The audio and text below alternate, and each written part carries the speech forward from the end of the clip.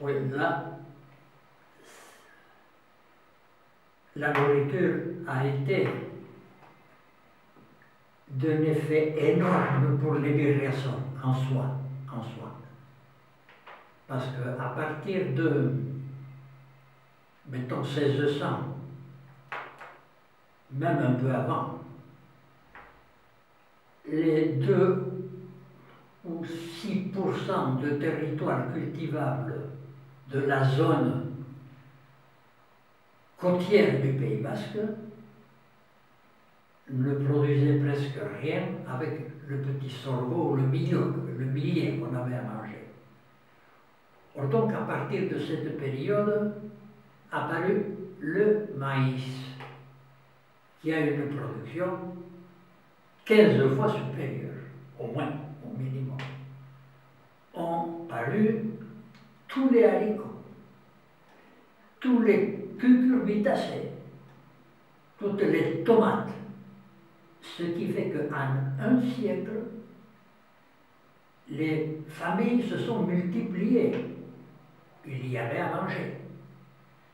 Et non seulement elles se sont multipliées, mais elles ont pris du volume. C'est-à-dire, il n'y avait plus d'enfants dans les familles. Ce qui a fait, jusqu'à il y a 30 ans pratiquement, le problème essentiel de l'immigration, c'est le trop de gens dans un pays qui ne peut pas les nourrir. Alors, personnellement, changer de la nourriture d'ici à la nourriture américaine, ça n'a fait aucun problème. Sauf que les quantités étaient différentes.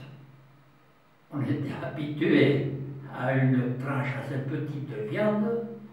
Là-bas, on vous présentait dans un plat un morceau qui était 5 ou 6 fois plus gros. Ça m'a toujours effrayé.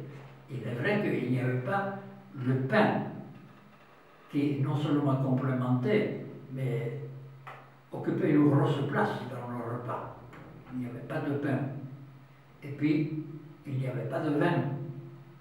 Il y avait un peu de café. Alors c'était les grosses différences.